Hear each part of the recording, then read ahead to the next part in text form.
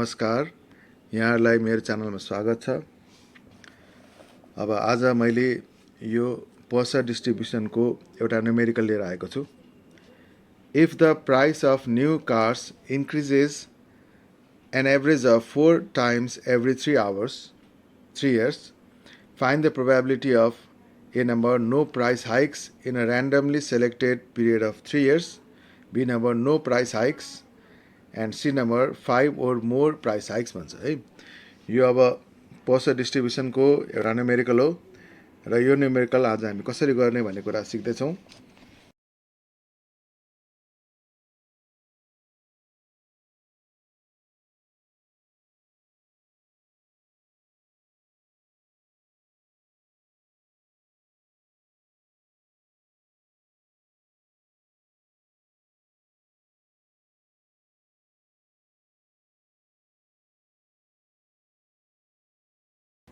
अब सुरुमा हामी के लेख्छौँ भने let us consider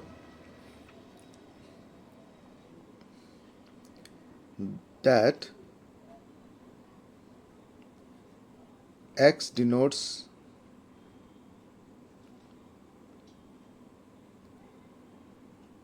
the increase in the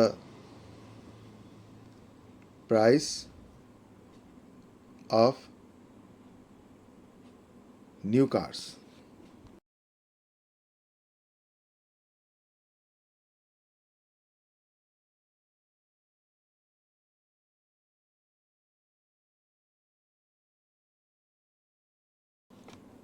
अब यसमा सुरुमा हामीले हेर्नुपर्ने भने खोज्नुपर्ने भनेको लेम्डा हो।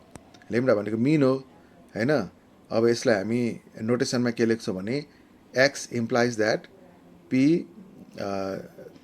लेम्डा भनेर लेख्छौँ, ब्र्याकेट लेम्डा भनेर लेख्छौँ हैन। र यो चाहिँ पोर्सर डिस्ट्रिब्युसनमा हाम्रो लेम्डा नै इम्पोर्टेन्ट हुन्छ या मिन नै इम्पोर्टेन्ट हुन्छ। त्यस कारणले क्वेसनबाट सबैभन्दा पहिले हामीले लेम्डा चाहिँ कहाँ दिएको रहेछ भनेर खोज्नु पर्यो। अब त्यसपछि द प्रोबेबिलिटी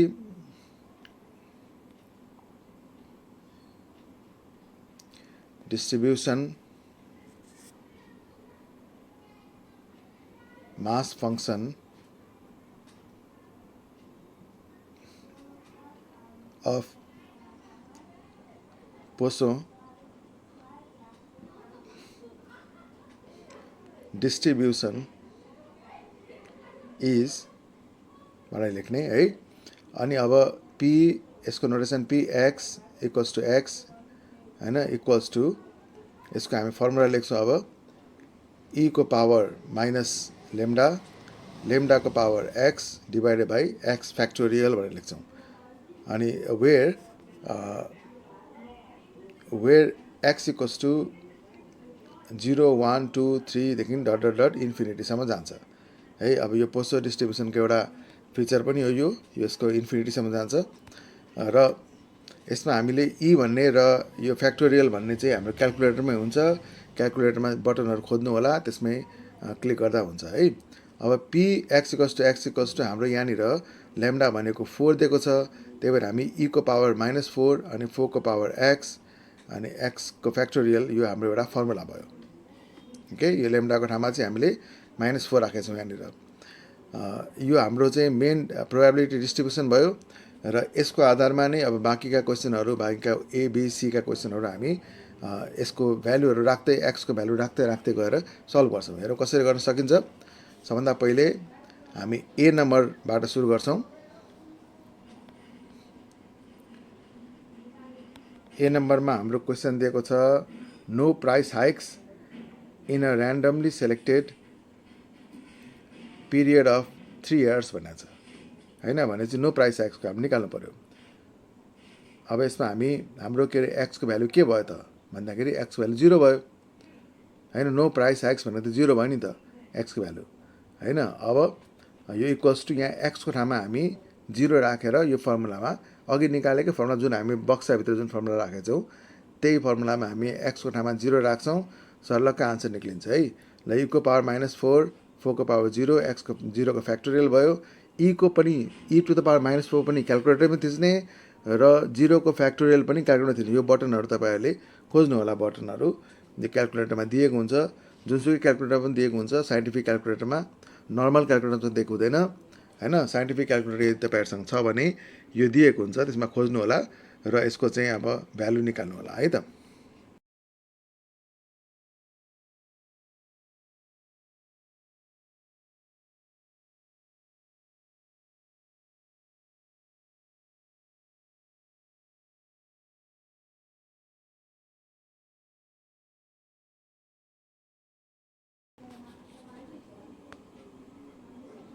ल यसको भ्यालु कति आएछ भने 0.0183 आएछ।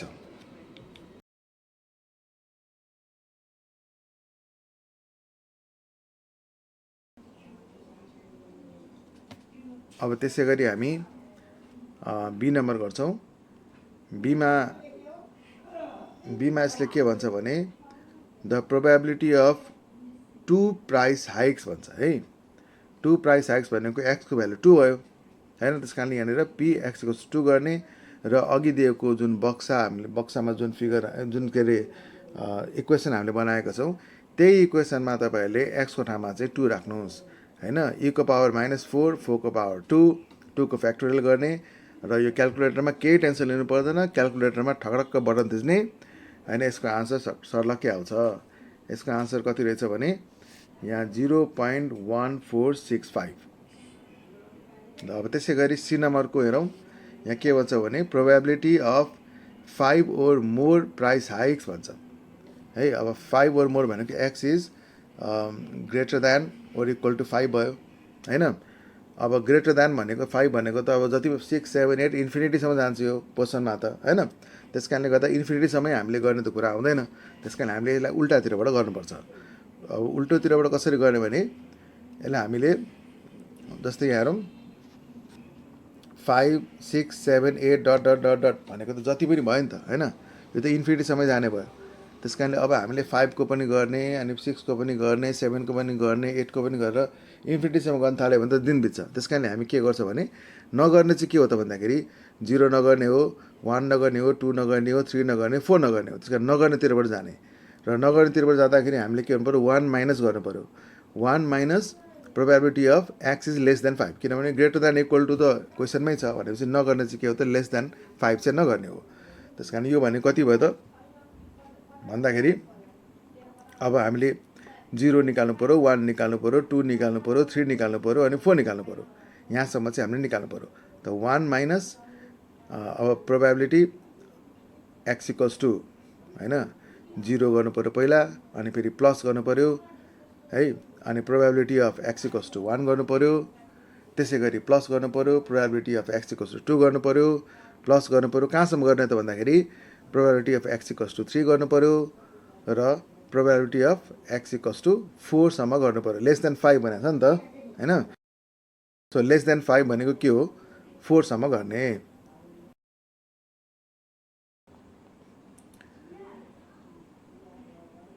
र अब यो सबैको भ्यालु हामी निकालौँ। फर्मुला हरेकको चाहिँ त्यो बक्समा अघि जुन हामीले निकालेको थियौँ त्यही बक्समा चाहिँ अब हामीले पहिला सुरु एक्स इक्वल्स टु 0 राखेर गर्ने, त्यसै गरी एक्स इक्वल्स टु 1 राखेर गर्ने, एक्स इक्वल्स 2 राखेर गर्ने, हरेक चाहिँ राखेर 4 सम्म राखेर गर्नु पऱ्यो है। अब यहाँ e को पावर -4 अनि 4 को पावर 0, 0 को फ्याक्टोरियल, त्यसै गरी e को पावर अब -4 अनि 4 को पावर अब 1 राखौँ अनि 1 कै फ्याक्टोरियल गरौँ प्लस e को पावर -4 भयो हैन। अनि अब 4 को पावर अब 2 राखौँ अनि 2 कै फ्याक्टोरियल गरौँ। त्यसपछि त्यसै गरी हामी e को पनि गरौँ त्यसपछि 3 को पनि गरौँ।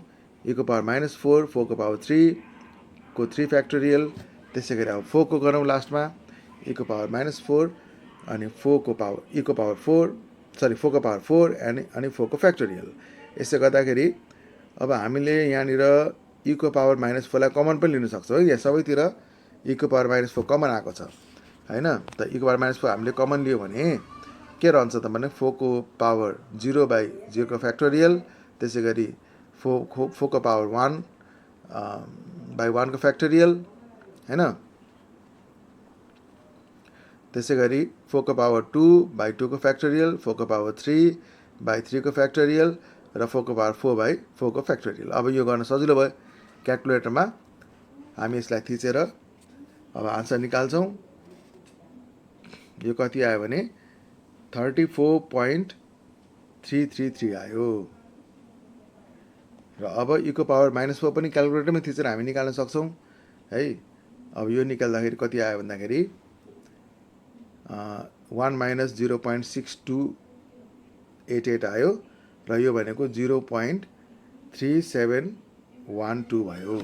यसरी हामी यो पोस्चर डिस्ट्रिब्युसनको चाहिँ न्युमेरिकलहरू गर्न सक्छौँ है। यसको कन्सेप्टमा हामीले यसको थ्योरी अलिकति बुझ्नुपर्ने हुन्छ। थ्योरीको क्लास यो सेसनहरू तपाईँले हेर्नु होला यहाँ युट्युबमा। अनि त्यसपछि यो न्युमेरिकल गर्नु होला। फर्मुला हाम्रो यही हो र यसरी हामीले चाहिँ हिसाबहरू गर्न सक्छौँ। ल आजको लागि यति नै गरौँ। धन्यवाद। अब नेक्स्ट भिडियोहरू हामी नेक्स्ट क्लासमा पढ्नेछौँ।